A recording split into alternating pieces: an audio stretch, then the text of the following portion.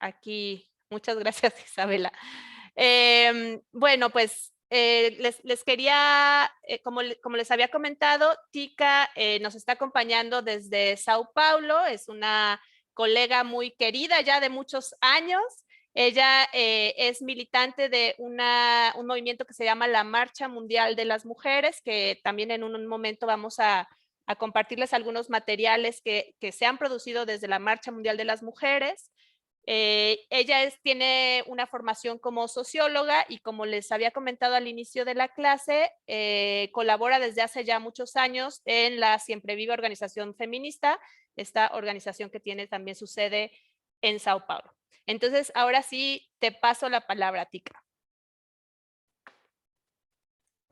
Bueno, gracias, Carmen. Están me escuchando, ¿no? Tá. Entonces, gracias, Carmen y Jessica, por la invitación.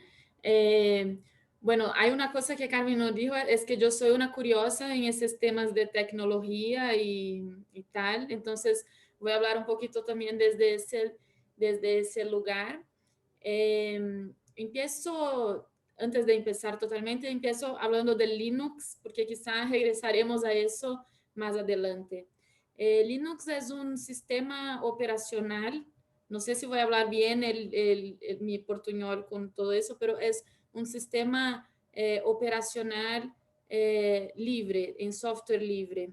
Entonces, si ustedes están en computadoras, ordenadores, ustedes tienen un sistema operacional que puede ser Windows o puede ser, si usan los aparatos de Macintosh, de Apple, puede ser el Mac, no sé cómo se llama el sistema operacional de Apple, creo que es Mac aún, o es lo mismo que en los teléfonos hay el iOS como sistema operacional de los teléfonos de Apple, o hay el Android, que es un sistema operacional desarrollado en código abierto, pero desarrollado por Google ahora. Entonces, bueno, para funcionar los aparatos hay que tener un sistema operacional y puede ser de grandes corporaciones o puede ser de esa otra lógica más contrahegemónica que es el software libre, que es desarrollado por varias comunidades de gente que hace la programación, desarrolla el software, pero también de usuarios. Hablaré un poquito más de eso después. Y lo que pasa es que como buena parte de las herramientas que utilizamos son propietarias de corporaciones, a veces no son compatibles con el software libre. Entonces, ese es el caso del Zoom. El Zoom, para que puedas utilizar la herramienta de interpretación, no puede estar en un Linux, porque no les importó desarrollar la compatibilidad, básicamente. Entonces, hay que hacer unos truques para lograr funcionar bien. Bueno, ¿está bien? ¿Puedo empezar con la cosa? Bueno, con Carmen y Jessica, cuando preparamos aquí ese momento, pensamos, justamente porque hablo desde ese lugar también como militante de la Marcha Mundial de las Mujeres, pensábamos en iniciar presentando un pequeño video que hicimos desde la Marcha Mundial de las Mujeres sobre el tema de la digitalización. Les cuento que es un video que es parte de 3 que hicimos. Hicimos uno en el marco de la discusión crítica al poder corporativo, al poder de las empresas transnacionales sobre nuestras vidas. Y ahí hicimos un sobre toda esa dinámica de trabajo en la industria de confección, un sobre agricultura y otro sobre digitalización. Entonces vamos a empezar compartiendo con ustedes eso y pueden escuchar que quien hace la narración del video es una persona que conocen y que está aquí en esa sala y no soy yo. Carmen, ¿tú estás con eso ahí para compartir o comparto yo? Yo puedo compartirlo si se te hace más fácil. Perfecto. Entonces, conectado a internet. Dame un segundo. Share sound. Ahí está. ¿Ahí estamos viendo? Perfecto.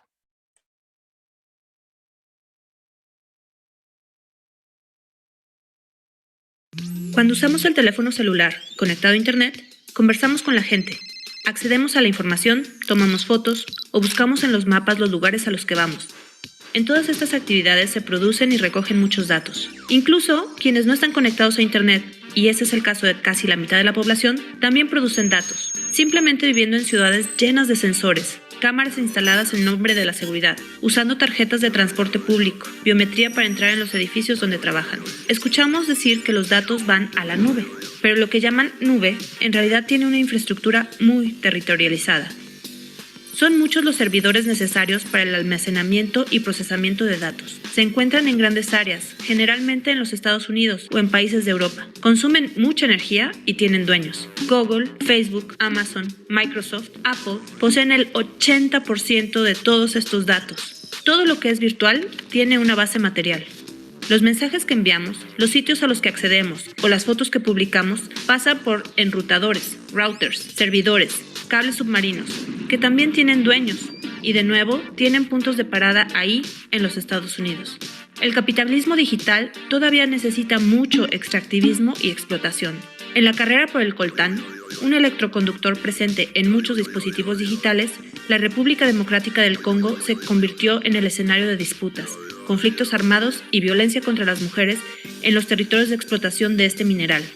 Y Bolivia, que sufrió un golpe de Estado en 2019, es un país con grandes reservas de litio, que es fundamental para las baterías de teléfonos o automóviles eléctricos. La economía y la política no están separadas. Los teléfonos de Apple se producen a un ritmo de trabajo insustentable en las fábricas de Foxconn en China. Y para que la inteligencia artificial funcione, millones de personas realizan el llamado microtrabajo digital. Transcripciones, traducciones, moderación de contenidos, identificación de imágenes, monitoreo de algoritmos, entre muchas otras tareas realizadas en condiciones muy precarias alrededor del mundo. Sin mencionar el trabajo precario mediado por las empresas plataforma, como los servicios de entrega y también los de cuidados. Las empresas del agronegocio se encuentran en esta misma onda de la digitalización, ampliando su control con la inserción de drones y sensores en el campo, que recogen datos sobre el clima, las propiedades del suelo e incluso las técnicas utilizadas por las agricultoras. Nuestros cuerpos, relaciones e interacciones en la sociedad también forman la materialidad de lo digital. Los datos no existen por sí mismos, son producidos por nuestra vida en común. Llamamos opacidad cuando los dueños de estas empresas impiden que las personas sepan cómo funcionan los códigos y algoritmos que hacen que estas empresas ganen mucho dinero. Estas tecnologías son programadas por personas reales y reproducen el racismo y el machismo que estructuran la sociedad capitalista. La tecnología es producción humana, está en disputa. Y nosotras las mujeres, en los movimientos sociales anticapitalistas, estamos en esta disputa, construyendo saberes, luchas y alternativas, produciendo comunicación contrahegemónica, apostando en las tecnologías libres, producidas por grupos y colectivos activistas, y haciendo todos los días la lucha colectiva en las calles, redes y en el campo, por una sociedad libre de vigilancia y de la explotación de las personas y de la naturaleza.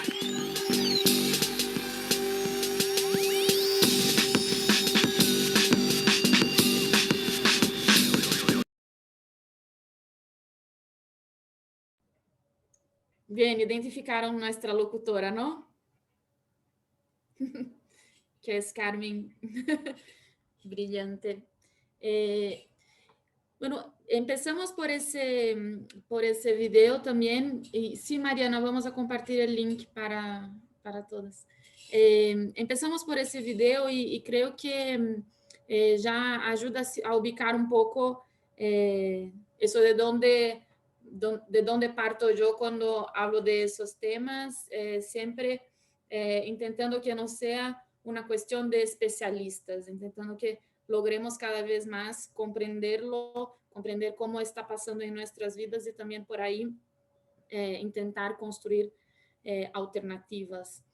Y bien, antes de que yo empiece a hablar, la combinación es que yo voy a hablar unos 20, 30 minutos y luego vamos a tener una conversación con las cuestiones incluso que ustedes ya tienen, pero yo quería hacer una invitación un poco para sentir de ustedes cómo están con ese tema.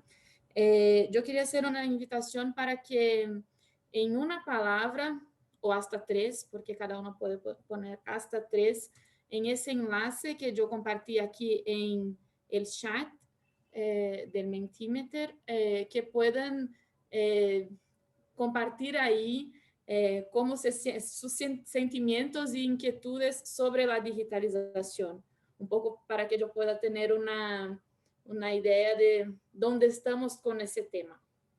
Así muy libre, solamente clicando ahí en ese enlace. Carmen, ¿puedo compartir pantalla? Creo que sí. A ver. Chequele.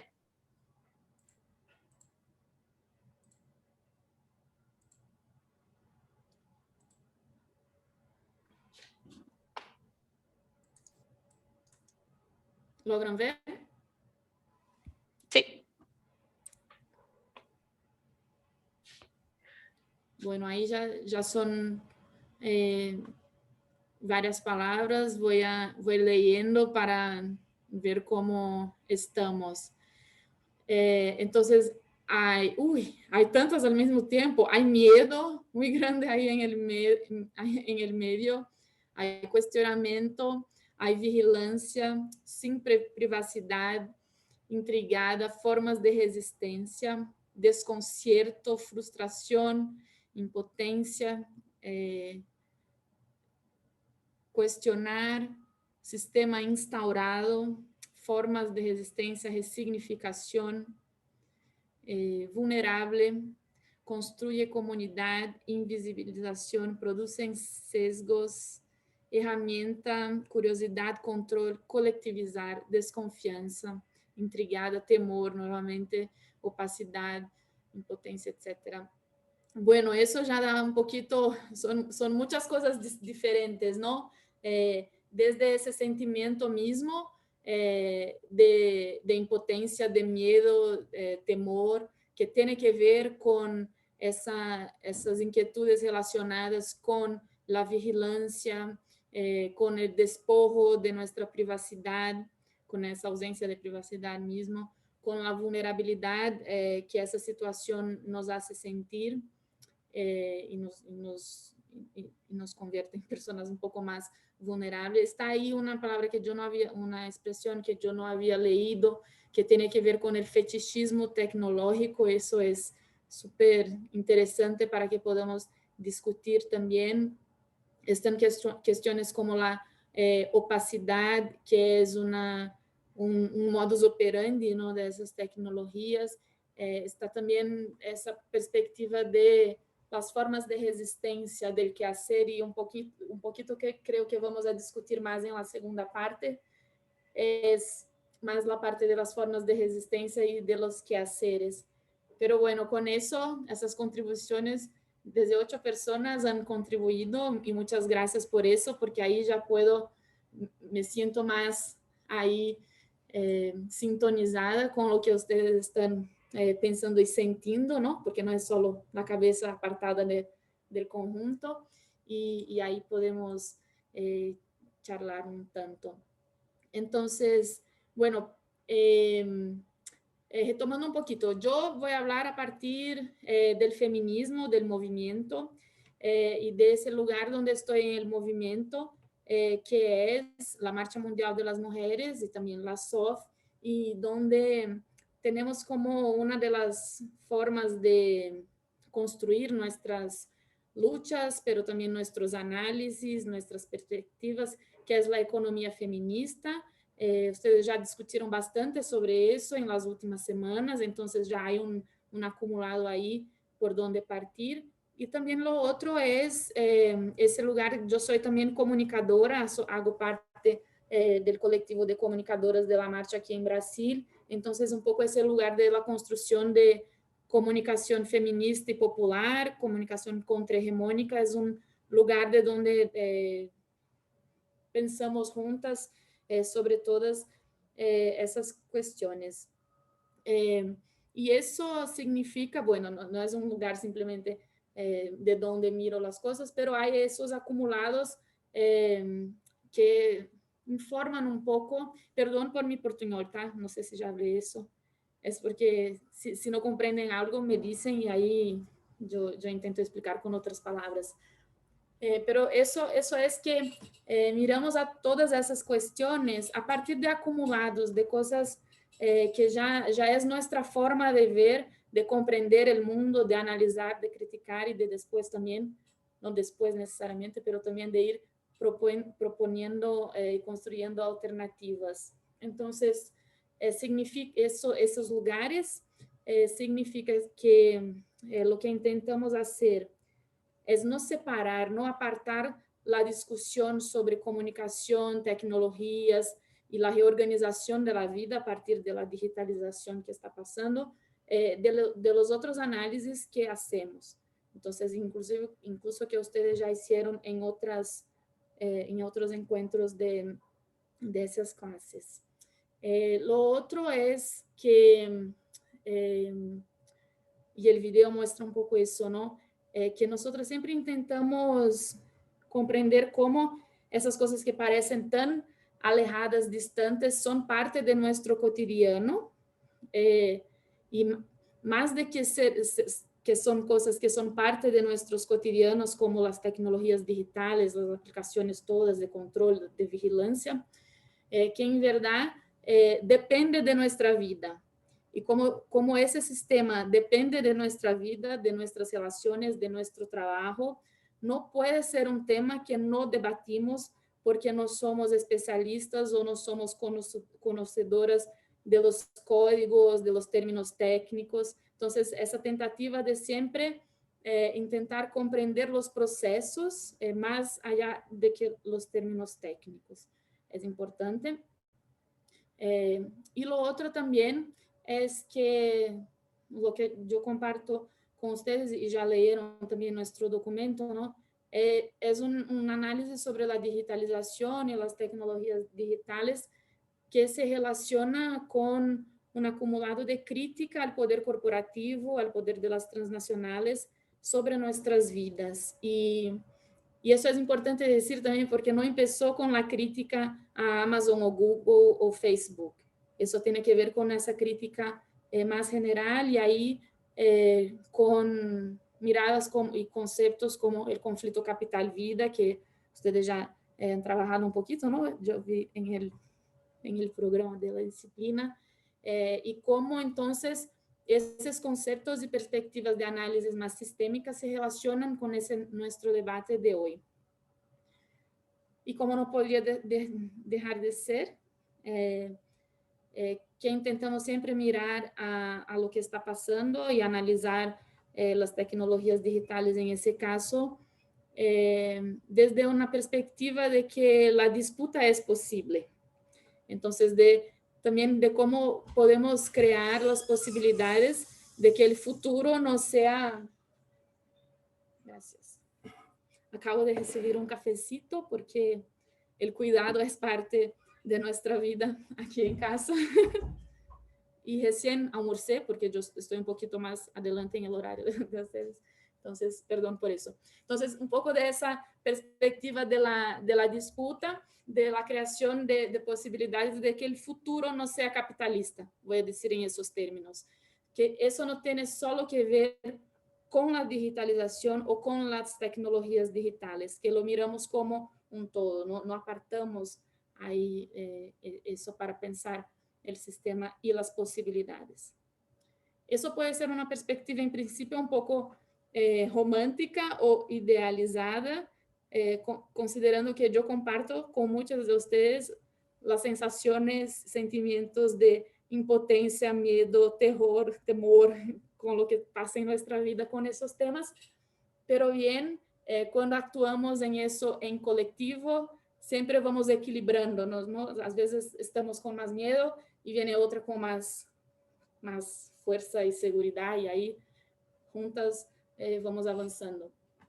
Bueno, yo quería, considerando que ustedes ya hicieron la lectura del texto, yo quería puntuar algunos puntos que son claves para esa comprensión, considerando esos puntos de partida, ¿no? Uno tiene que ver con justamente con la diferencia entre qué es la digitalización y qué es la datificación. En español, tengo siempre dudas si hablan datificación o dataficación. Entonces, no sé si ustedes saben. ¿La primera o la segunda? Supongo que minería de datos será la palabra que usamos, Jess. Sí, las dos, como minería de datos, y sí he escuchado datificación, pero tampoco soy experta, entonces también me considero una curiosa, como dijo Tika. Entonces voy por las dos, la minería de datos y la datificación, porque yo creo que la datificación va un poquito más allá de la minería de datos, porque tiene que ver, si pensamos la dinámica de la minería no de datos, hay la parte de extracción, hay la parte de transporte y almacenamiento, y hay la parte de procesamiento, y a veces el procesamiento no se da de los minerios, normalmente, por las empresas mineradoras, a veces se da por otras. Entonces, pensando ahí en el producto final, creo que la minería de datos y la datificación son cosas que que se complementan, y la datificación como amplía un poco más. Pero yo creo que es importante hacer esa diferenciación, porque justamente no se trata solo de ver así, la digitalización como una forma de organizar la vida por el mundo digitalizado, por las informaciones digitalizadas, sino que pone el centro en los datos, y eso que es la extracción, el transporte y almacenamiento por los cables todos que el video mostró, y también el procesamiento. Y ahí comprender que hay un proceso, como hay condiciones objetivas que se han dado para permitir que llegáramos en el momento que estamos, en las condiciones que estamos, para ese proceso de datificación y eso que se llama de Big Data, que tiene que ver con la capacidad misma tecnológica y de almacenamiento en que llegamos. Entonces, hay como los textos de análisis ubican ahí en los años 2005, 2008, como el momento donde se ha dado ese salto, no sé si esa es esa palabra, y donde se alcanzó ahí un nivel de capacidad de procesamiento de los datos y de velocidad del procesamiento de los datos para las condiciones que estamos teniendo hoy y avanzando cada vez más aceleradamente, ¿no? Y eso también es importante puntuar, que no tiene solo que ver con las empresas, las corporaciones de tecnología de información y comunicación, pero comprendiendo la convergencia tecnológica, las convergencias tecnológicas que tienen que ver con tecnologías de información y comunicación aplicadas también a básicamente todas las esferas de la vida. Entonces está la biología sintética y sus avances, está todo ese mundo de los conductores genéticos, que es como una evolución ahí muy grande después de los transgénicos, que seguimos ahí enfrentando los transgénicos, pero ellos ya están ahí mucho más avanzados, y una serie de procesos y tecnologías de geoingeniería, que son cosas relacionadas con el mercado buscando soluciones, sus propias soluciones para las crisis climáticas y ambientales que enfrentamos. Ustedes que están en México pueden tener ahí una referencia muy buena de un grupo que se llama ETC, no sé si ustedes ubican, pero que tienen mucho material, es ETC así, que tienen mucho material sobre esas otras tecnologías que no son solo las de comunicación y las empresas plataformas, y que tienen que ver con eso que es ese momento del capitalismo que permite ese nivel de extracción, almacenamiento y procesamiento de datos en un gran volumen y en una gran velocidad. Eso es importante.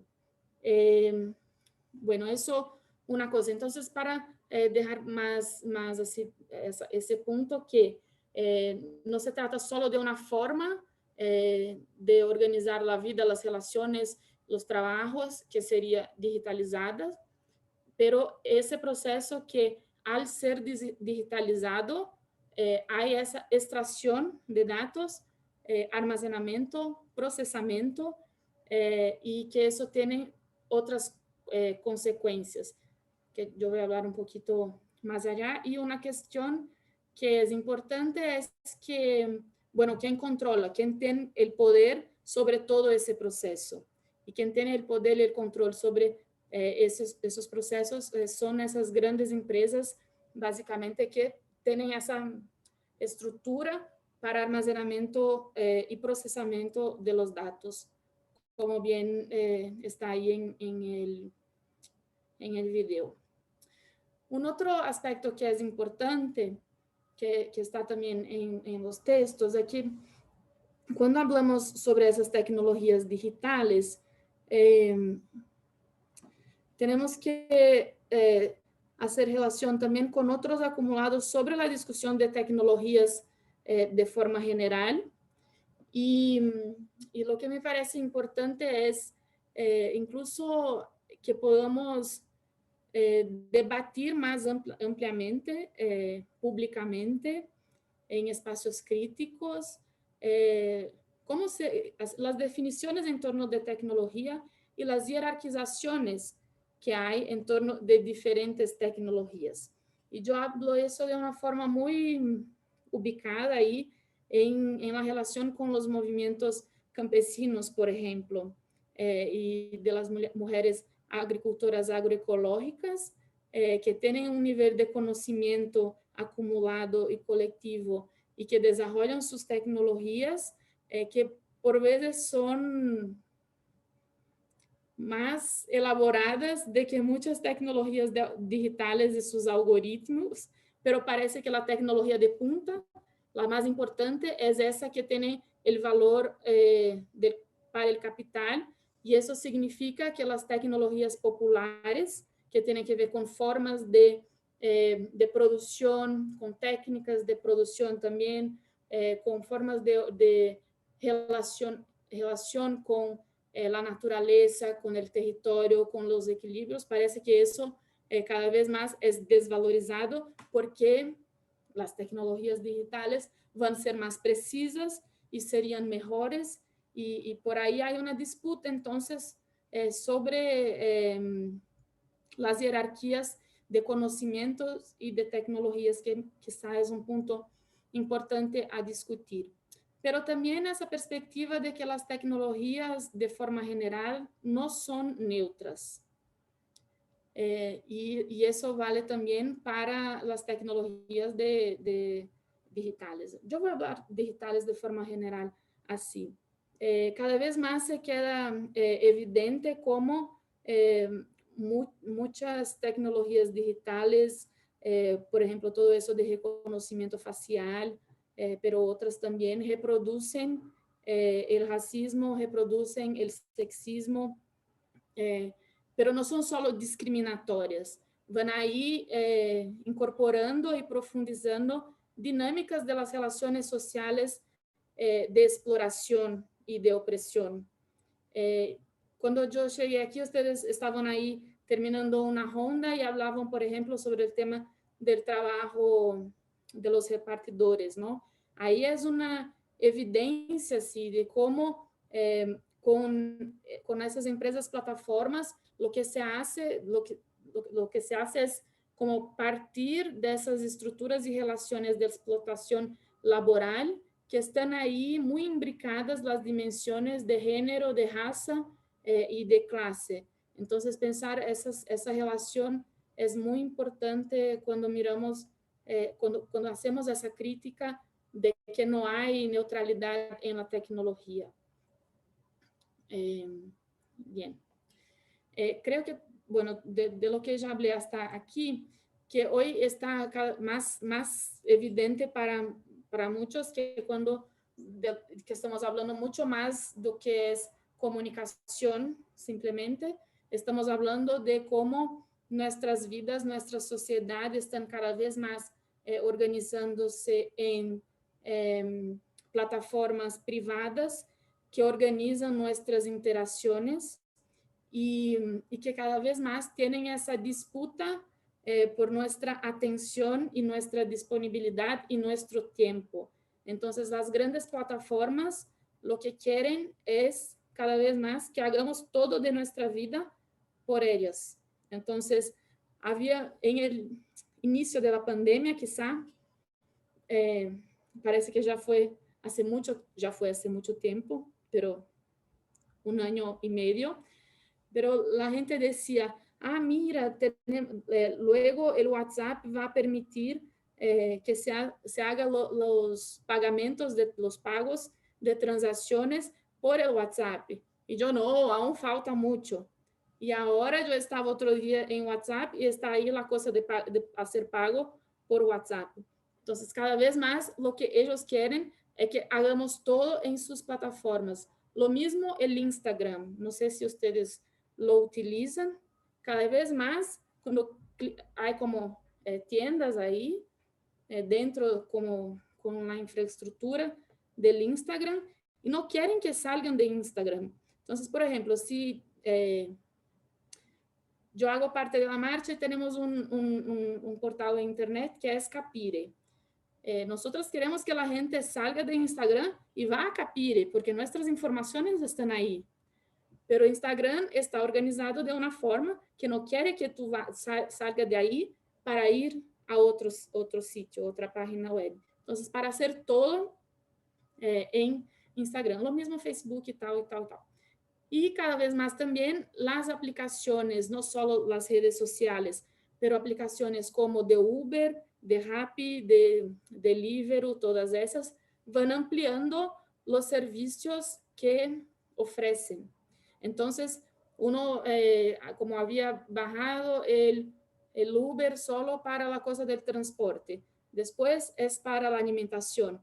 Y ahí vemos en América Latina cada vez más también para que hagan la compra de la farmacia, para que hagan la compra del supermercado, para que contraten cuidadoras, para que contraten servicios de conserto, no sé, para arreglar cosas en el hogar. Entonces, cada vez más son más servicios que una plataforma ofrece. Y ahí entonces tiene esa dinámica de poner nuestra vida ahí, siendo organizada por essas empresas, plataformas y aplicaciones. Y la cuestión es justamente que eso se vende como una facilidad, pero por trás de esa facilidad está la lógica de operación de las empresas en ese proceso de datificación que tiene que ver con cómo tienen cada vez más datos sobre nosotros, todos, sobre lo que hacemos, por dónde hacemos, con quién hablamos, cuánto dinero tenemos, y van haciendo cada vez más en el procesamiento de los datos previsiones de cuál será nuestro, a partir de nuestros perfiles, de los datos que ya tienen, de qué haremos, y más allá, que van imponiendo o haciendo sugerencias de qué queremos hacer. Entonces, hay una cosa ahí, una sutileza que está por trás de esa dinámica, que no es nada sutil, de verdad, es muy peligroso incluso, porque como nuestra vida va siendo organizada y realizada en esas plataformas que están extrayendo y procesando los datos, también van interfiriendo en nuestros comportamientos. Sabemos que eso pasa, por ejemplo, cuando miramos a Facebook y las campañas electorales, pero es mucho más allá. Tiene que ver con todas las esferas de la vida, no solo nuestras opiniones políticas y nuestro comportamiento electoral. Entonces podemos hablar un poquito más detalles, pero un poquito esa comprensión del alcance que la cosa tiene en nuestras vidas. Y eso, yo estoy hablando de los ejemplos relacionados con nuestras vidas, más así, considerando que en esta clase aquí estamos todas conectadas, pero podríamos hablar también, por ejemplo, de la agricultura, de cómo eso está pasando concretamente en la agricultura de la misma forma. La grande cantidad de datos acumulados, extraídos, que son procesados, y es sobre el clima, sobre el suelo, sobre los cultivos, sobre el agua, sobre absolutamente todo del territorio. También pensando en el control de las corporaciones sobre los territorios y las formas de vivir y convivir con los territorios. Entonces, esa lógica está presente en todas las dimensiones de la vida. Bueno, tanto en el texto cuanto en ese video, ustedes vieron que hablamos mucho de la base material de lo digital. Eso para nosotros es algo fundamental, comprender que, y ustedes hablaron con Silvia Federici, que es una cosa increíble, y lo que pensamos de eso tiene mucho que ver con ella, porque ella nos ayuda mucho a pensar cómo el capitalismo en su formación tuvo que ver y tiene que ver con ese avance articulado sobre los territorios, sobre la mudanza, los cambios en la organización y control de trabajo, pensando trabajo todo, no solo el trabajo asalariado, y tiene que ver también con el control de los cuerpos y entonces con el cuerpo como un todo. Entonces, pensamos la base material de lo digital en esa perspectiva de comprender los territorios, los trabajos y los cuerpos como lo que conforma esa base material de lo digital. Entonces, hay un aspecto que tiene que ver con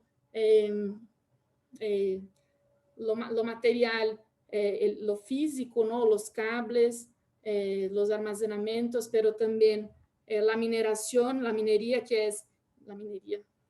es fundamental para mantener y producir los equipos, todos, las baterías, los teléfonos, los computadores y los centros de datos, y la energía que se produce, que se necesita para eso.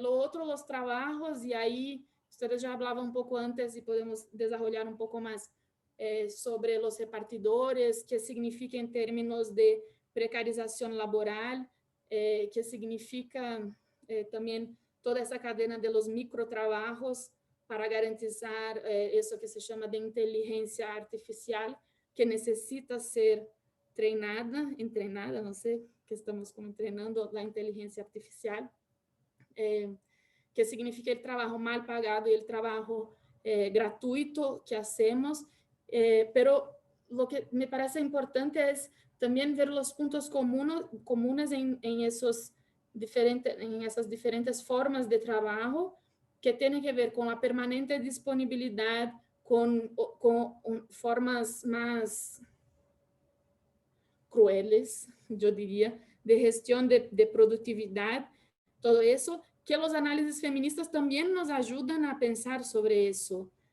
Por ejemplo, cuando vemos esa relación de la disponibilidad, de la permanente disponibilidad para el trabajo remunerado, y comprendemos qué significa eso en la experiencia de las mujeres responsabilizadas por el cuidado.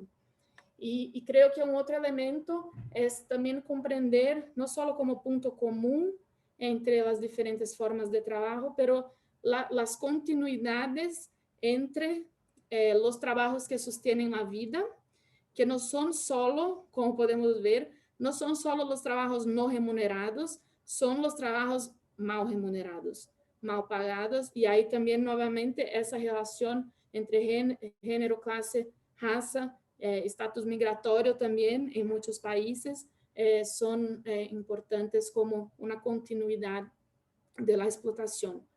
Y la dimensión del cuerpo. La dimensión del cuerpo para nosotros siempre es importante visibilizar tanto como las aplicaciones, las plataformas cada vez más invaden nuestros cuerpos y ahí hay las que controlan, que facilitan la gestión de nuestra menstruación en los términos del mercado, pero que tienen que ver con la menstruación, con el calendario de la fertilidad, que tiene que ver con las sensaciones, las hormonas, tiene que ver con muchas cosas, con el consumo de agua, con los pasos que damos, con la temperatura corporal.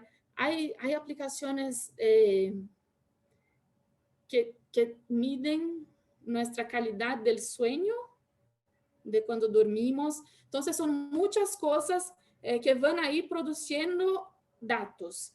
Y lo que es importante decir es que si miramos dónde va la plata, de dónde viene la plata, vemos que las grandes empresas están ahí financiando aplicaciones tan sencillas como las que controlan nuestra ansiedad.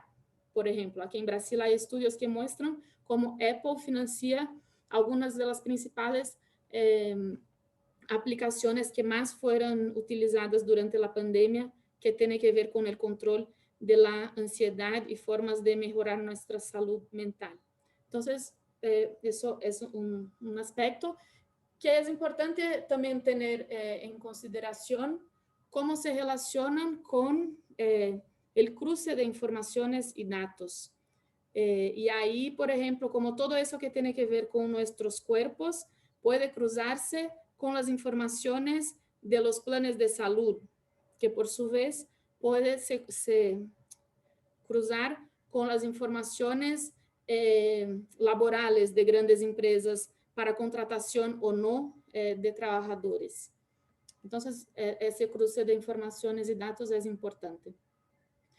Un poquito para avanzar y para que podamos hablar entre nosotros. Ya hablé mucho. Está todo bien. Sí, 3 minutos. Como durante la pandemia ha habido un aceleramiento, se aceleró mucho la naturalización y normalización del uso de las plataformas y de la vida conectada. Que con eso ha venido una disputa importante a hacer, tiene que ver con eso de no naturalizar que es así y de cuestionar los mecanismos de ese proceso. Para la salida de la pandemia, comprender cómo las grandes corporaciones y los estados, principalmente del norte, están hablando mucho de ese discurso de una transición verde y digital, siempre es verde y digital, como la solución para nuestros problemas y cómo eso viene con esa ocultación de los costos y del impacto del digital y del verde, y ahí con la lógica de compensación ambiental. Entonces, no es que el verde y digital no contamina, no es que el verde y digital no necesita de minería, todo el contrario, necesita de mucha energía, necesita de mucha minería, y a la vez entonces se compensa con otras estrategias de financiarización de la naturaleza. Y eso plantea, todo eso tiene que ver también con cuestiones relacionadas con la regulación. Entonces, ¿cuál es el rol del Estado, de la política pública en todo ese proceso?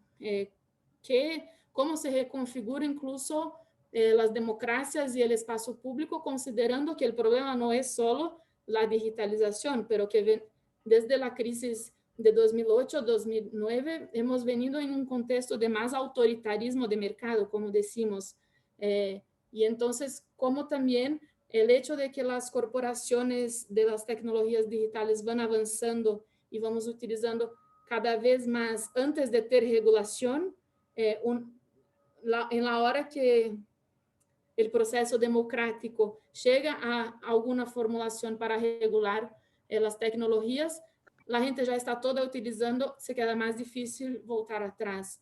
Y eso nos plantea cuestiones que nos llevan necesariamente a ir más que la privacidad, por ejemplo. No se trata solo de la privacidad de uno, sino de una discusión más amplia en términos de justicia social, justicia ambiental.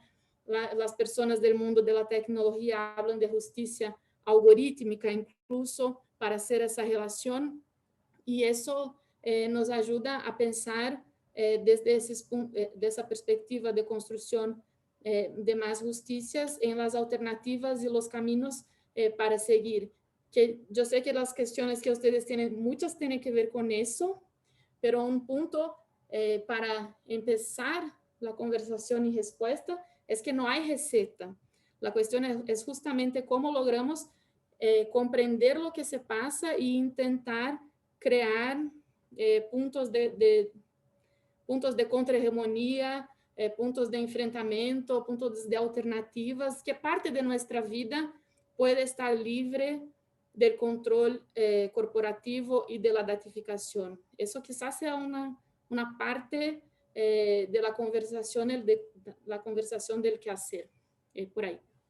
Perdón, hablé mucho. Yo estaba controlando mi tiempo y después vi que me perdí total. Está buenísimo. Muchísimas gracias, Tika. La verdad es que estas conversaciones me parece que no las tenemos tan seguido, ¿no? Y que creo que son conversaciones que tendríamos que tener más seguido.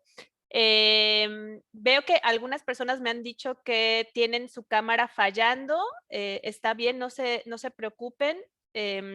Si alguien más en este momento ya puede prender su cámara, ya saben que nos encanta verlos. Entonces, para sumarnos a esta parte de la discusión, como les había contado, ya habíamos enviado previamente las preguntas que tenían al texto a Tika. Entonces, ahora la invitación es a sus preguntas, sus reacciones, algunas cosas ya fueron respondidas durante la presentación de Tika, y la verdad que fue un lujo escuchar todo eso en tan poquito tiempo. Pero ahora les pasaría la palabra para sus preguntas, comentarios, reacciones a esto que nos comentó. Tomaría 3 y luego le paso la palabra a Tika para hacer una segunda ronda, si les parece. Entonces, ¿quién quiere comenzar?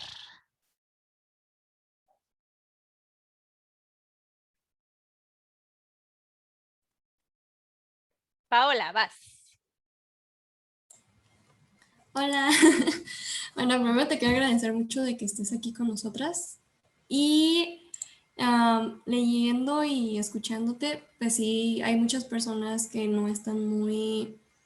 O sea, que hay desinformación en cuanto a dónde y cuántos datos compartes tuyos, de que no sabes ni tal vez lo que escribes hasta también lo... Y pues me acordé que, por ejemplo, cuando a WhatsApp iba a tener una actualización, todas las mamás de que, ay, no, hay que cambiar a otra aplicación porque WhatsApp ya te dice que vas a compartir datos y no sé qué. Y me acuerdo que le dije a mi mamá de que en otras aplicaciones tú has compartido datos y ni te has dado cuenta, y posiblemente has compartido aún más datos que WhatsApp avisándote que ya los va a compartir. Entonces, ella de que, sí es cierto. Entonces, te quería preguntar que entonces, ¿cómo tú trabajarías en esa desinformación o cómo es la forma así en la que podemos ya las personas como, es que no sé cómo explicarlo, pero o sea, sí, como trabajar en la desinformación que hay en cuanto a lo que compartes? Muchas gracias, Paola. ¿Úrsula? Hola, primero que nada, muchas gracias. La verdad es un tema que me interesa, pero también me da mucho miedo, ¿no? Ay, mi perra justo se vino a echar aquí ahorita. Y bueno, tuve que salir un ratito de la reunión, entonces si pregunto algo que ya dijiste, una disculpa, pero a mí algo que me intriga mucho es cómo, sabiendo todo esto y cómo sabiendo todos los datos que hay de nosotros, y no solo en redes, ¿no? Cómo se usa también nuestro cuerpo como dato, ¿no? Como lo que mencionaban de los datos biométricos y demás cosas. En el celular, pero también a nivel como jurídico de alguna forma, ¿no? No sé, creo que es algo que está muy intrínseco en el sistema, y mi pregunta sería cómo resistir a ese despojo de nuestros propios datos cuando esas plataformas son algo que necesitas, cuando necesitas entrar a Zoom porque ahí son tus clases, cuando necesitas usar WhatsApp porque la mayoría de tus contactos ahí usan WhatsApp, cuando la mayoría de tu trabajo se desenvuelve en Instagram y lo tienes que usar para eso. O al final puede que trabajes en otras cosas, ¿no? Puede que seas nutriólogo, puede que seas psicólogo, lo que sea, pero tengas una página de Instagram que es el lugar a partir del cual llegan personas a ti, ¿no? Y por otro lado, pensarlo, yo estudio comunicación y artes audiovisuales, tenemos una base de comunicación donde vemos publicidad y demás. Los algoritmos también, si lo ves desde la parte positiva, pues facilitan que encuentres lo que buscas, ¿no? La cosa es cuando no se usa eso éticamente, entonces justo cómo resistir cuando es algo que es tan intrínseco y cuando es algo que necesitamos y cómo buscar un cambio cuando no podemos salirnos de ahí. Muchas gracias, Úrsula. ¿Alguien más que quisiera hacer una pregunta o comentario antes de pasarle la palabra a Tika? Yo quisiera preguntar algo, pero creo que voy a cambiar un poco el tema, entonces mejor me espero a... Yo puedo inaugurar la siguiente ronda. Ok, muy bien. Y bueno, antes de pasarle la palabra a Tika, también agradecerle muchísimo. Como ven, su español es perfectísimo, pero aún así es un esfuerzo adicional que está haciendo hablando en una lengua que no es la suya. Entonces, también te agradecemos mucho por ese esfuerzo que estás haciendo de hablarnos en español. Yo la verdad es que ya no te meto en la categoría de portuñol, ya te meto en la categoría de español. Y agradecerte por ese esfuerzo también que estás haciendo. Así que si alguien sabe portugués y quiere lanzar su pregunta en portugués, con mucho gusto también se puede hacer. Pues yo, como no hay otra pregunta, yo tengo una. Quiero saber si podrías hablar un poco más, como que lo mencionaste así pasadito, pero igual puedes hablar más de cómo esta digitalización está relacionada con este capitalismo lavanda, ¿no? Como a través, lo mencionaste un poco cuando hablabas de las apps sobre menstruación y eso, que igual a mí me hizo pensar en el capitalismo lavanda.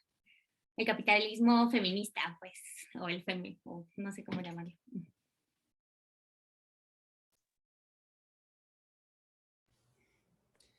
Empiezo contestando que no tengo todas las respuestas, ¿tá? Tengo unas ideas y para que podamos ir pensando también juntas, ¿no?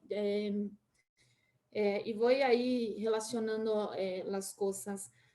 Creo que tanto las cuestiones de Paola y Úrsula hay una cuestión que es importante que pensemos siempre, no solo sobre ese tema, que es, y ahí también tiene que ver con la cuestión de Jessica, ¿no? Que es la relación siempre entre el individual y el colectivo en el proceso de construcción de alternativas de resistencia y tal. Yo les cuento que cuando empezamos aquí en São Paulo, que es donde vivo, está muy frío, estoy un poco, ustedes están ahí, están mejor que yo, está muy frío acá.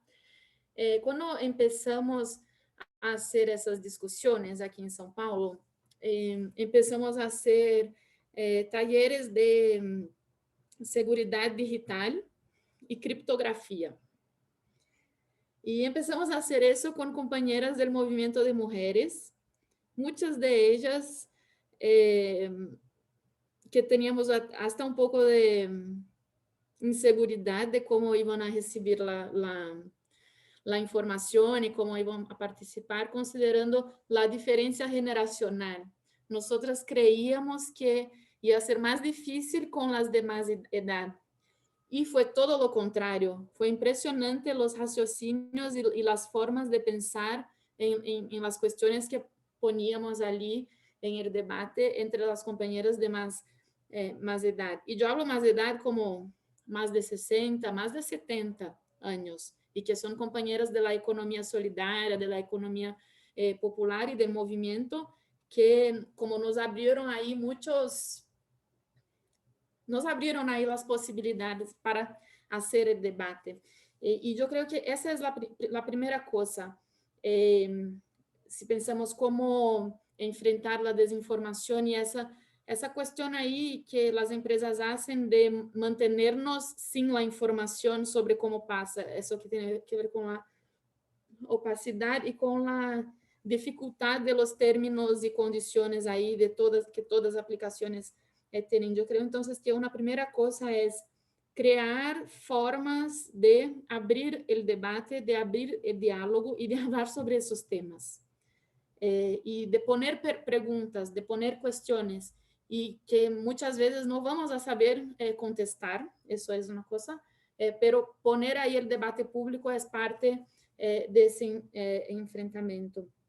Y yo creo que hay una cosa que nosotros que no somos, que no estamos trabajando en esas corporaciones, muchas veces no hace sentido para nosotras esa cantidad de cosas de datos que nos roban, ¿no? Eso que preguntabas, ¿qué compartimos? ¿Qué estamos compartiendo que no sabemos? Porque para las empresas importan tantos pequeños detalles porque ellos tienen la capacidad de cruzar informaciones, de hacer el cruce de informaciones. Y para nosotros, en principio, bueno, ¿quién va a querer saber cuántas veces tomé agua en un día? Solo yo quería saber eso porque tengo que tomar 2 litros de agua. Entonces, es difícil para nosotros incluso comprender para qué van a usar nuestros datos. Pero la verdad es, están usando todos los datos, todos, de nuestras conexiones,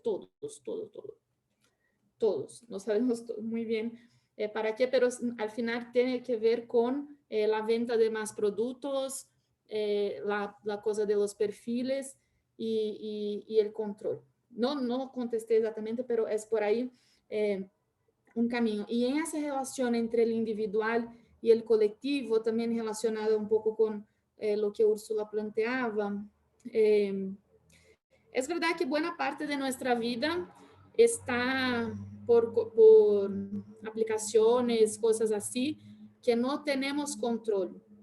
Pero si pensamos bien, algunas cosas podemos tener control. De que no vamos a utilizar esas plataformas. Às vezes nuestro trabajo no, porque no somos nosotros que definimos. Pero otras cosas puede ser que sí. Por ejemplo, aquí en Brasil, en las universidades, el Google hizo una propuesta y más de 70% de las universidades tienen sus informaciones todas en Google y Microsoft, los dos. Y como una cosa gratuita, y luego el Google dijo, no es más ilimitado. Entonces, después de unos años, todas las informaciones de la Universidad de São Paulo, que es la más grande, por ejemplo, ya está en Google, y Google envió un email, no es más ilimitado. Entonces, ahora estamos como, no voy a usar la palabra, no estamos bien con esa situación. ¿Qué hacer colectivamente? Como la universidad no tiene una servidora propia, si tiene gente que desarrolla tecnología, si hay esas aplicaciones, ¿por qué la universidad tiene que depender del Google? Ahí no es una cosa individual, es una cosa de una disputa de la infraestructura pública de una universidad que tiene capacidad de utilizar otras ferramentas y tener autonomía y seguridad sobre sus propios datos. Eso es una forma de pensar la cosa. Y bueno, un otro aspecto sobre eso de los algoritmos que nos facilitan muchas veces que encuentran lo que buscamos, eso de verdad es. Pero yo incluso con las compañeras del grupo ETC de México, una vez la Silvia Ribeiro dijo una cosa que para mí hace mucho sentido, que es los algoritmos, esa cosa toda, nos vende una certeza, una seguridad. Entonces, sabemos que vamos a encontrar lo que buscamos. Pero muchas cosas de nuestra vida como sociedad vienen de la experimentación. Y los algoritmos no permiten lo que hay en nuestros idiomas, que hay en el español muy lindo, que es el ojalá. No permite el espacio abierto para esa experimentación y para abrir las posibilidades de creación y de creatividad. Entonces, no me parece que siempre va a ser bueno que Google ya me traiga el resultado de lo que quiero pesquisar. Às vezes eu quero descobrir outras coisas. Por exemplo, eu pesquiso muitas coisas de feminismo para Capire, que é esse portal que Carmen compartilhou. Se eu procuro em Google, eu vou encontrar o que eu mais ou menos já sei. Então, eu procuro em DuckDuckGo, que é outra ferramenta de búsqueda. E aí vêm outras referências que, por mis caminhos já em el feminismo, normalmente não encontraria, pero com DuckDuckGo puedo encontrar. Então, eu creio que é importante essa possibilidade de abrir e de experimentar. Isso tem que ver também muito com as agricultoras agroecológicas, não? As corporações da agricultura 4.0, essas coisas assim, têm uma forma de produzir que já sabem o que vai vir e as agricultoras experimentam muito mais e é por isso que temos a biodiversidade que temos incluso hoje dia. E aí, rapidito sobre o capitalismo lavanda ou essa coisa do capitalismo feminista. Ai, eu não vou usar capitalismo feminista, porque para mim não pode ser, porque para mim o capitalismo é patriarcal. Não pode viver sem o patriarcado, o capitalismo. Luego, não pode ser feminista. Pero sí, la verdad es que las corporaciones cada vez más están con un lavado de cara violeta, intentando poner ahí la cosa del empoderamiento de las mujeres. Y lo que pienso es que ahí también esa dimensión del individual y del colectivo es importante, así como la necesidad de visibilizar las dinámicas de opresión. Entonces, yo pienso... no el capitalismo en general, pero las corporaciones, el poder corporativo, ¿no? Cada vez que viene una cosa de esa, de una corporación, lo que siempre preguntamos es, ¿pero cómo esa corporación gana dinero? Si es con explotación, entonces no puede ser feminista. Entonces, no nos ayuda si hay una publicidad de empoderamiento, si hay una contratación en los empleos bien pagados de la corporación, de la sede de la corporación, de un porcentaje de mujeres negras, de mujeres trans, por ejemplo. Si en la cadena toda de producción va externalizando la producción con base en precarización, con base en no reconocimiento de las trabajadoras. Entonces, yo creo que es una cosa que vemos cada vez más, esas estrategias de las corporaciones, pero que cada vez más tenemos que combater. Y ahí también nosotros acá tenemos una perspectiva muy crítica a todos los intentos de artificialización de nuestros cuerpos. Tenemos muchas críticas a la industria farmacéutica, venimos de las críticas a los anticoncepcionales, como el feminismo tiene muchas críticas sobre todas las formas de control sobre nuestra vida y nuestro cuerpo. Y ahí yo creo que el desafío quizás sea que podamos comprender más qué está pasando, estar siempre con las antenitas como alertas para ver qué está pasando en las diferentes generaciones.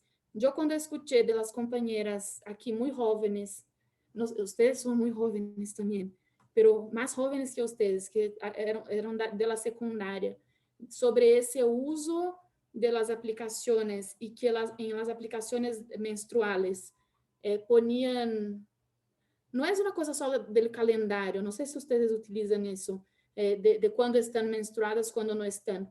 Ponen ahí información de cuándo, de si estaban como bien o mal emocionalmente. Ponen información si estaban con deseo o no de relacionarse con su compañero o su compañera, por ejemplo. Cosas así que al final, si la lógica de la aplicación funciona, tiene como consecuencia una biologización de nuestros comportamientos y actitudes, que es una cosa que el feminismo siempre combatió, que no estamos nerviosas por las hormonas de la menstruación. A veces es por la sobrecarga de tarefas, trabajo, presiones sobre el cuerpo, sobre todo. Entonces, yo creo que hay que ver exactamente qué pasa en esas aplicaciones, a veces no sabemos, y tentar comprender el alcance y cómo es sofisticado el pensamiento patriarcal que está por trás. Y ahí, así también desmontamos esa cosa que la aplicación va a ayudarte a tener autonomía sobre su cuerpo, porque va a ayudarte a conocer su cuerpo. Bueno, por ahí yo iría. No sé si contesté. Muchísimas gracias, Tika. Haríamos una última ronda porque ya nos queda poquito tiempo, nos extendimos un poquito más del tiempo que habíamos acordado con Tika. Muchas gracias por quedarte unos minutitos más. Le paso la palabra entonces a Isabela y si alguien más quisiera preguntar o comentar, esta es su oportunidad. Bueno, también muchísimas gracias por estar aquí. Hace tiempo fui a una charla también sobre software libre y copyleft y todas estas iniciativas como de ver la cultura como un remix y como una cuestión que artificialmente se precariza, ¿no? Se finge que es algo escaso cuando pues es algo colectivo. Pero cuando le pregunté a las personas como que estaban como especialistas hablando sobre qué pasaría con el tema de la apropiación cultural, o sea, si se dieran en estas como condiciones idealizadas de resistencia a la propiedad intelectual, que o sea, sí es algo horrible, pero cuando pregunté esto de qué pasaría con la apropiación cultural, nomás me respondieron, no existiría. Y me quedé como insatisfecha con la respuesta porque habíamos hablado como sobre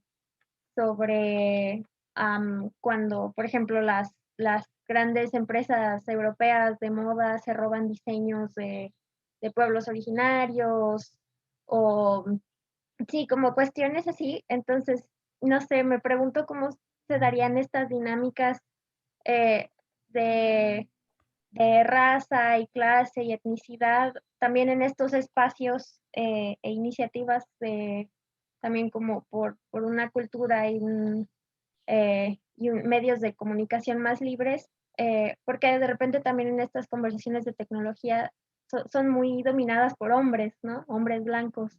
Entonces, sí, no sé cómo articular la pregunta, pero, pero tengo como que todo eso ahí confundido. Gracias, Isabela. Mariana.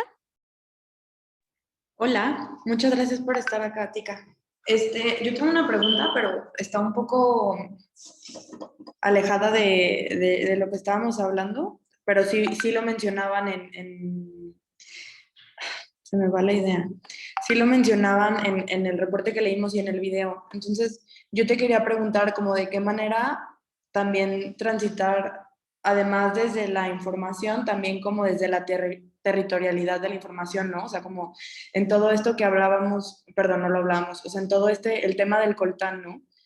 La verdad yo no conozco el tema del litio, el del coltán lo conozco un poco más, entonces, como de qué manera también, como, o sea, independientemente de que la información o el acceso sea libre, para todas, todos y como común y todo, pues el coltán sigue siendo necesario, ¿no? Entonces, justo estaba leyendo que el 80% del coltán en el mundo está en el Congo, pero el mayor productor de coltán en el mundo es Ruanda, y Ruanda ni siquiera tiene minas de coltán, ¿no? Entonces también es mucho de lo que hacen las grandes empresas, es comprar a Ruanda y decir que está limpio, pero en realidad es por grupos armados que tienen, digo, es como este caminito, pero entonces como de qué manera también se puede como asegurar que estos servicios digitales y aparatos tecnológicos no estén como vulnerando la vida de alguien más, ¿no? O sea, como la vida común de todas las personas que pueden estar involucradas en el proceso. No sé si rebusqué mucho o si me expresé bien, porque en mi cabeza todavía es como una maraña de ideas, pero más o menos por ahí. Gracias, Mariana.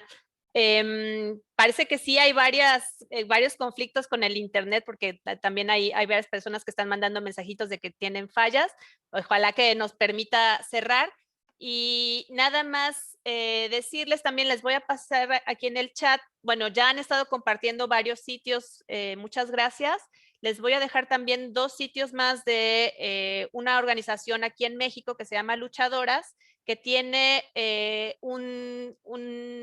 una página que habla sobre los cuidados digitales, la seguridad digital, que también me parece que es un tema que nos ayuda a ver qué podemos hacer como en el cotidiano, ¿no? De qué hacemos frente a esta datificación.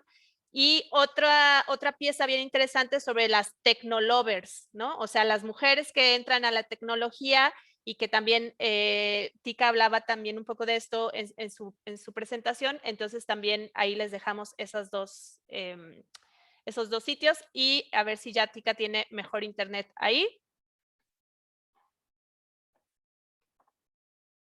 Espero que sí. No, yo escuché las cuestiones, pero el video estaba como trabando, entonces me quedé, ay. Entonces, ¿voy yo? Vas. Tá. Bueno, gracias por los comentarios de ustedes. Son muy importantes. Yo voy a intentar ahí hacer algunos comentarios sobre los comentarios. Primero, sobre lo de Isabela, creo que Carmen ya empezó un poquito a dar las alternativas, incluso los caminos. El hecho que es el mundo de la tecnología, mismo del software libre, viene con todas esas contradicciones, ¿no, Isabela, que mencionaste tú? Entonces, vemos, pero a la vez, en varias partes, aquí en Brasil, por ejemplo, también hay mucha organización de mujeres cada vez más para entrar ahí, no para entrar, porque a veces ya están, pero para organizar las cosas con una lógica más igualitaria, transformadora. Y lo que me parece muy importante en nuestra construcción de movimiento mismo es también ver cómo conectar los feminismos ahí que están en movimiento, el movimiento popular, el movimiento de la economía solidaria, las campesinas, con esas mujeres que están creando tecnologías libres. Yo creo que ese es un encuentro súper potente y que apostamos mucho ahí, y ese encuentro es importante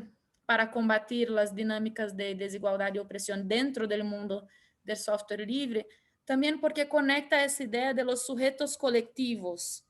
Y cuando, bueno, su cuestión fue súper buena para las personas ahí de esa conversación, pero a veces falta para las personas mismas esa comprensión sobre los sujetos colectivos, las luchas que se dan en diferentes espacios, las reivindicaciones que ya existen y todo eso. Yo te comentaría más que eso, no más, pero en diálogo con eso de cómo empresas del norte utilizan, por ejemplo, los dibujos, como decías tú, tradicionales. Yo daría como una pista para pensar sobre eso, la construcción de las mujeres campesinas y de la vía campesina de forma general, alrededor del tema de las semillas. Yo creo que eso es muy inspirador para nosotros, porque en la disputa con Monsanto, con las grandes corporaciones en torno de las semillas, las campesinas afirmaron, las semillas son patrimonio de la humanidad. Y ahí luego vieron que esa formulación no funcionaba, porque las corporaciones decían, bueno, si es patrimonio de la humanidad, es nuestro también, porque somos parte de la humanidad. Entonces, luego, ellas actualizaron para que las semillas son patrimonio de los pueblos a servicio de la humanidad. Y ahí hay una discusión sobre eso muy importante en torno de la propiedad colectiva de los pueblos sobre las semillas, que tiene que ver con el reconocimiento del trabajo histórico de las mujeres y de los pueblos, de experimentación nuevamente, pero también de almacenamiento, trueque, conservación de las semillas, y eso es súper importante, y garantizar ese patrimonio de los pueblos es una lucha fundamental. Hay en Capire una entrevista con Pancha Rodríguez, Francisca Rodríguez, que cuenta un poco de eso. Les invitaría a leer porque es súper interesante. Y los indígenas guaraní, aquí de Brasil, una vez en una conversación sobre eso, estaba la gente del software libre hablando, vamos a hacer un banco de datos con las informaciones de las semillas, de los cultivos, y los guaraní dijeron, no vamos a poner nuestras informaciones en ese banco de datos. No confiamos, no sabemos de dónde ven, para dónde va, no queremos que nuestra información de la base de nuestra vida sea pública, porque estamos luchando por nuestra sobrevivencia de muchas formas, y nuestro conocimiento es parte de lo que nos da la posibilidad de sobrevivir. Entonces, yo creo que esas cuestiones están y son importantes de poner en diálogo y de poner en el proceso de elaboración de las propuestas y soluciones y políticas públicas también. Yo creo que hay que considerar que tampoco una forma de lidar con el asunto es la forma que va a contemplar toda la diversidad de sujetos colectivos, de pueblos y de visiones también de lucha estratégica y tal. Y lo otro muy breve sobre lo que planteó Mariana, yo creo que es una cuestión fundamental y por eso ahí también esa diferenciación entre lo que es la digitalización y lo que es la datificación es súper importante.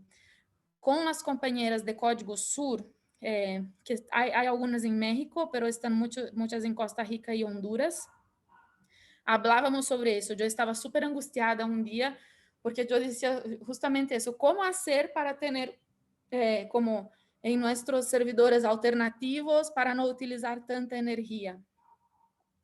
Y la cuestión es justamente que el hecho de estar conectado no necesariamente significa que hay que tener ese proceso de extracción, almacenamiento y procesamiento de datos.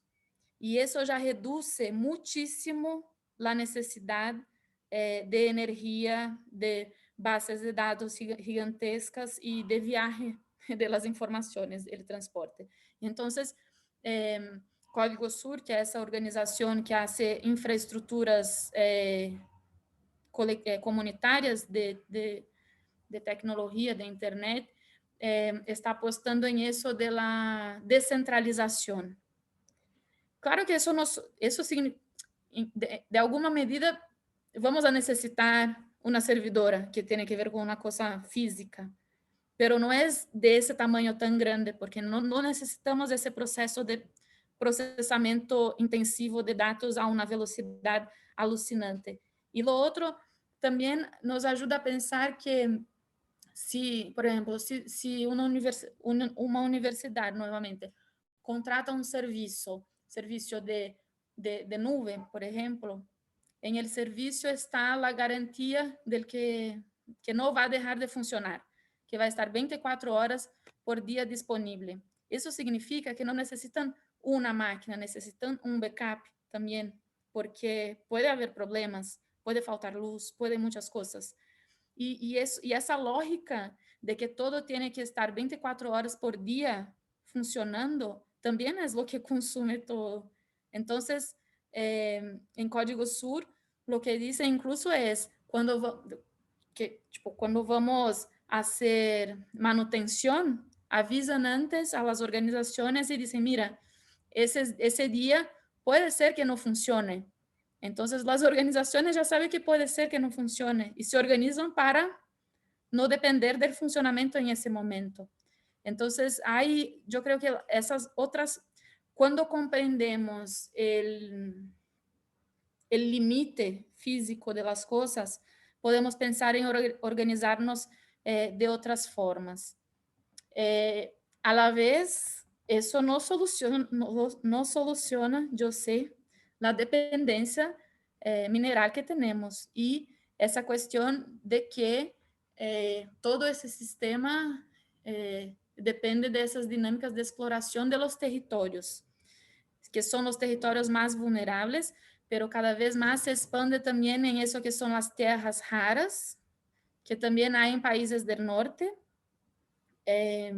y que está poniendo otras dimensiones ahí en la discusión del extractivismo, pero que es importante seguir. Hasta el momento no hay alternativa como de algo que no dependa de esa extracción. Punto. Bueno, no es no contesté, solo como reflexiones a partir de las buenas cuestiones que ustedes plantearon. Muchísimas gracias, Tika. Estamos ya sobre tiempo, entonces quisiera que le demos un aplauso, aunque sea virtual, a Tika, que la verdad es que fue un lujo, un privilegio tenerte acá con nosotras, con nosotros. Como no quiero tomar más tiempo de ustedes, nada más decirles que ahí en Canvas vamos a poner las instrucciones para el foro, en donde vamos a registrar su participación de esta sesión, y la lectura que ya estará también disponible de Arturo Escobar. Les haremos llegar la retroalimentación a la pregunta que subieron el día de hoy para su ejercicio de disueño, y pues nuevamente muchísimas gracias, Tika, por compartirnos todo el acumulado que has tenido hasta el día de hoy. Me encantó, gracias. Seguimos ahí. Muchísimas gracias. Chao, chao. Chao. Gracias, chao. Y compañeras, muchas gracias por su paciencia. Sé que a veces nos extendemos un poquito más del tiempo, pero la verdad es que me parece difícil cortar a las compañeras